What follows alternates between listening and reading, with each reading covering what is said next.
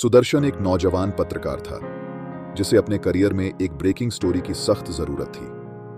वह कई शहरों में घूम चुका था, लेकिन उसे कोई खास रिपोर्ट नहीं मिली थी। एक दिन उसे खबर मिली कि एक पुरानी सुनसान हवेली के पास कई लोग रहस्यमयी घटनाओं का सामना कर रहे हैं। इस हवेली को लोग काली हवेली के नाम से जानते थे। कहा जाता था कि हवेली में एक भूतिया चुड़ैल रहती है जिसने वहां आने वाले हर शख्स को अपनी शिकार बनाया है।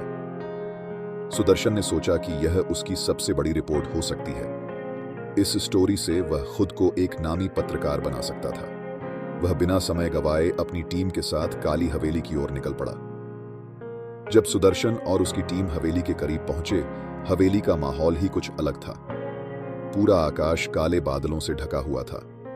हवेली के आसपास कोई आवाज नहीं थी, मानो प्रकृति ने भी अपने कान बंद कर लिए हों। जैसे ही वे अंदर घुसे, हवेली के अंदर की ठंडक और घुटन ने उन्हें चौंका दिया। हर कदम पर ऐसा लगता जैसे कोई छिपकर उन्हें देख रहा हो। दीवारों पर पुरानी तस्वीरें थीं, जिनमें लोगों के चेहरे धुंधले और विकृत दिखाई दे रहे थे। हवेली का हर कोना एक अनकहा रहस्य लिए बैठा था। सुदर्शन ने अपने कैमरा सेट किया और अपनी टीम को निर्देश दिए कि वे हर अजीब घटना पर नजर रखें। लेकिन जितना ज्यादा वे हवेली में घूमते गए, उतनी ही चीजें अजीब होने लगी। एक अजीब सी गंध हवेली के कमरों में फैलने लगी और अचानक दीवारों से हल्की सरसराहट की आवाजें आने लगी। हवेली के दूसरे मंजिल पर एक बंद कमरा था। सुदर्शन ने दरवाजा खोला और वहां एक पुरानी अलमारी में एक डायरी मिली। डायरी पर धूल जमी हुई थी, लेकिन वह अभी भी पढ़ने लायक थी। सुदर्शन ने उसे खोला और पढ़ना शुरू किया। उसमें एक औरत के बारे में लिखा था, जिसे गांव वालों ने चुड़ैल मानकर जिंदा जला दिया था। वह औरत हवेली में रहती थी और अपनी कला में माहिर थी, लेकिन लोग उसे गलत समझ बैठे थे। उस डायरी के आखिरी पन्ने पर लिखा था, मैं वापस आऊंगी और हर वो इंसान जो इस हवेली में कदम रखेगा, उसका अंत मेरे हाथों होगा।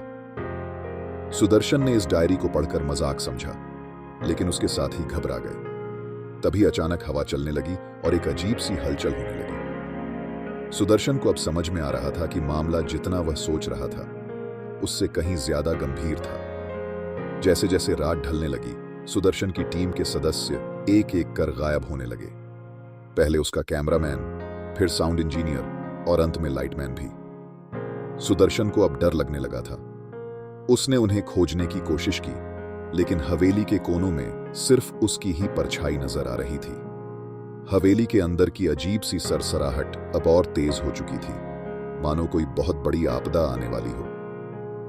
अचानक से हवेली के एक पुराने आईने में सुदर्शन ने अपने पीछे एक परछाई देखी। वह पीछे मुड़ा तो एक लंबी सफेद साड़ी में लिपटी हुई औरत खड़ी थी, जिसके चेहरे पर कोई नाक होंठ नहीं थे, केवल जलती हुई लाल आंखें थीं। वह चुड़ैल थी जिसे गांव वालों ने जिंदा जला दिया था। उसकी आंखों में बदले की आग थी।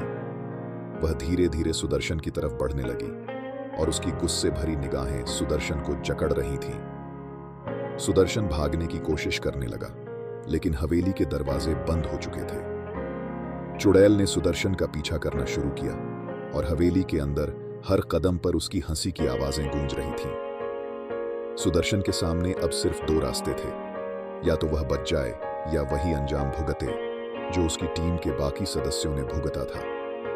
आखिरकार सुदर्शन को हवेली के नीचे एक तहखाने का दरवाजा मिला।